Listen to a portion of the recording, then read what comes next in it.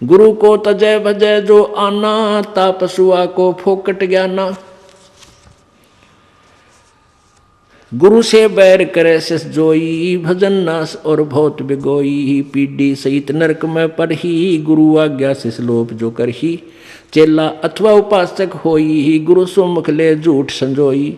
निश्चय नरक पड़े से सोई, वेद पुराण भाकत सब कोई। सम्मुख गुरु की आज्ञा धारे, और पीछे ते सकल निवारे। एक सामने आकर के तो हाँ जी हाँ जी हाँ जी, और पीछे ते छोड़ देने कि जरा फिर देखेंगे।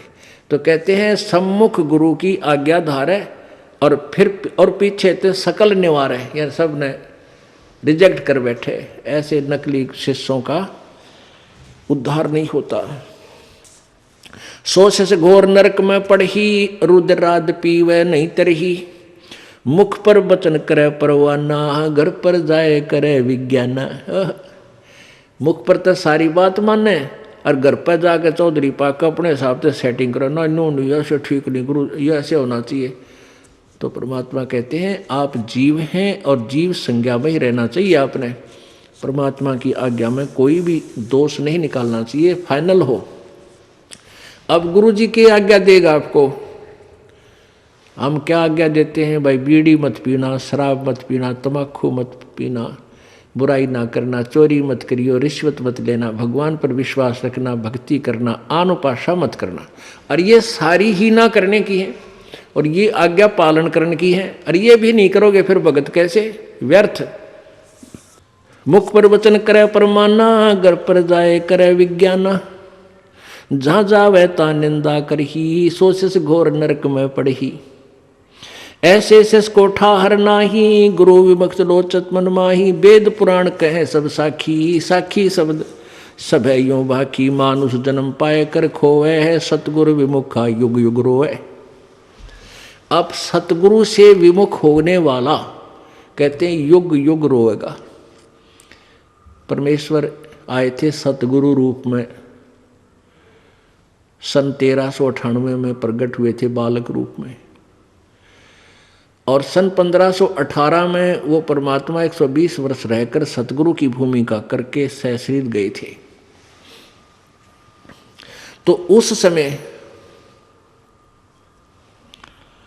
जो हम 64 लाख के 64 लाख और परमात्मा से विमुख हो गए थे, हम सतगुरु से विमुख हो गए थे, और उनके विमुख होए हुए प्राणी युग युग रो रहे हैं। आज तक हम भटक रहे हैं, भरम रहे हैं, क्योंकि हमने परमात्मा को परमात्मा नहीं माना। क्यों नहीं माना? क्योंकि हम अशिक्षित थे। अशिक्षित होने के कारण हम उन गुरुओं की जो संस्कृत भाषा जानते थे, वेद पुराणों को पढ़ते थे, उन्हीं को हम विद्वान मानते थे। और वो कबीर परमात्मा जो हमें ज्ञान देते थे, और जो ज्ञान वो संस्कृत भाषा के जानने वाले गुरु बताते थे, ऋषि बताते थे, वो कबीर जी के विपरीत था। कबीर जी का ज्ञान उनके विपरीत था और शास्त्रों के अनुकूल था। अब वो शास्त्रों के ज्ञाता माने जाने वाले ऋषि और ब्राह्मण वो सदग्रंथों को समझ नहीं रहे थे, जिस कारण से उन्होंने एक पॉइंट सभी के हृदय में जचा दिया कि कबीर अशिक्षित है, ये अक्षर ज्ञान नहीं है इसको, इसलिए ये जो ज्ञान कह रहा है ये वेदों और गीता के विरुद्ध बोल रहा है। तो इस बात का दाव उन नकली गुरुओं संतों का लगा रहा कि भाई सचमुच कबीर जी तो अशिक्षित हैं, अक्षर ज्ञान नहीं, और ये जो संस्कृत भाषा बोलता है ये वेदों और पुराणों का जानकार है, क्योंकि वो सभी शास्त्र संस्कृत भाषा में लिपिबद्ध थे। जिस कारण से हम अपने भगवान को भगवान नहीं मान सके, क्योंकि हम वेदों और गीता को नहीं समझ सके। आज वेदों और गीता जी ने सिद्ध कर दिया कि कबीर भगवान है, और जिनको हम भगवान मानते थे वो नासवान है। अब आगे क्या बताते हैं, गुरु जी के सामने किस प्रकार अधीन रहे। गरीबदास जी परमात्मा भी कहते हैं, गरीबदास जी भी कहते हैं अपने भगवान कबीर जी के द्वारा प्राप्त ज्ञान को, गुरुद्रोही की पैड़ पर जय पग आवे बीर, 84 निश्चय पड़े है सतगुरु कहें कबीर। जो गुरु जी का विरोधी हो जाता है, गुरुद्रोही बन जाता है, जो नाम त्याग जाता है, फिर अपने ढंग से बकवाद करता है, गुरु जी की निंदा करता है, वो गुरुद्रोही कहलाता है। और उसका फिर आपने संग नहीं करना, उसके साथ बात भी नहीं करनी चाहिए।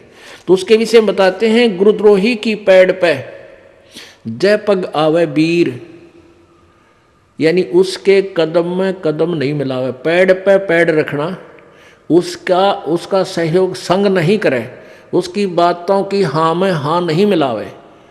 तो कहते हैं गुरुद्रोही की पैड़ पे जय पग आवे बीर, 84 निश्चय पड़े सतगुरु कहें कबीर।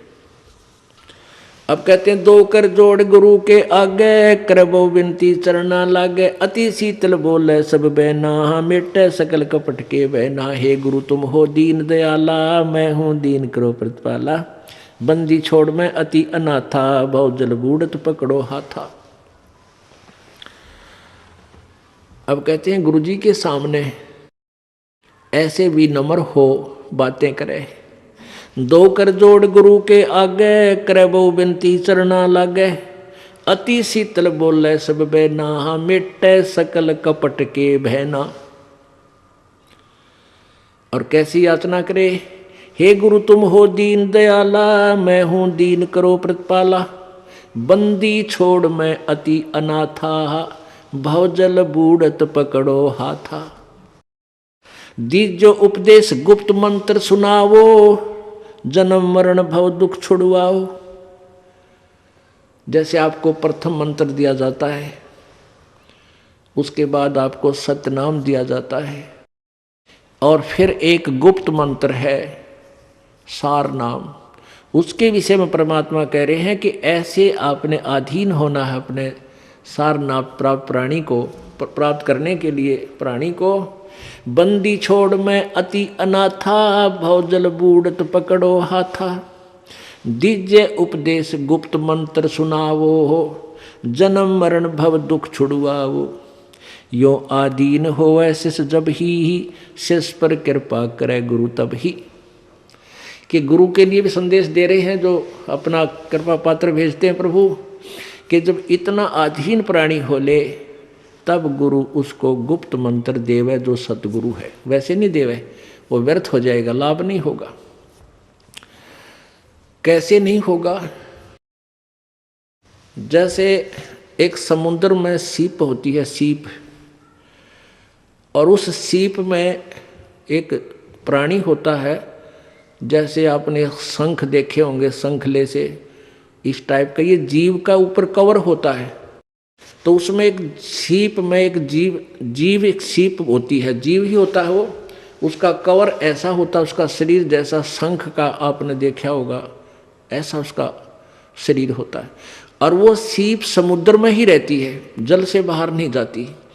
और उसको जब प्यास लगती है वो जल के ऊपर आ जाती है समुद्र के, और आसमान से जब वर्षा हो रही हो, रजा हो प्रभु की, उस समय आसमान से वर्षा हो तो उस वर्षा के जल को वो मुख में ग्रहण कर लेती है, और उस आसमान से गिरे हुए जल से को प्राप्त करके मुंह बंद कर लेती है।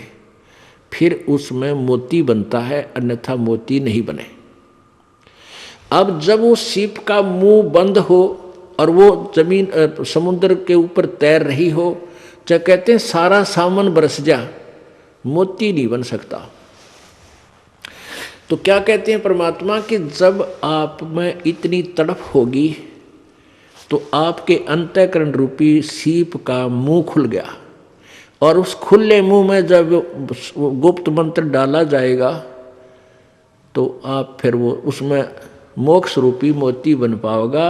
अन्यथा अगर आपका अंतःकरण का मुंह नहीं खुला, अच्छा कितनी बार वो मंत्र दे दें आपका कति काम नहीं आएगा। तो यहाँ क्या कहते हैं, यो आदीन होवे शिष जब ही, शिष पर कृपा करे गुरु तब ही। गुरु से शिष जब दीक्षा मांगे है, मन कर्म वचन धरे धन आगे। गुरु से जब शिष्य दीक्षा मांगे और मन कर्म वचन धरे धन आगे, मन कर्म वचन से तो आपकी सच्ची लगन हो और धैर्य धन आ गया, यानी जितनी भी आपकी दीक्षा योग्य तो आप चाहते हो पूजा 10 2 4 10 रुपये वो अवश्य उसमें दे। कहने का भाव ये है, ऐसी प्रीत देखे गुरु जब ही, गुप्त मंत्र कहे गुरु तब ही। भक्ति मुक्ति को पंथ बतावे है, बुरो होण को पंथ छुड़ावे। ऐसे शिष उपदेश ही पाई, होए दिव्य दृष्टि पुरुष पै जाई। इस भाव से जो गुरु से दीक्षा लेगा, मंत्र प्राप्त करेगा, तो फिर उस पुण्यात्मा की दिव्य दृष्टि प्राप्त होगी और परमात्मा के पास पहुंच जाएगा।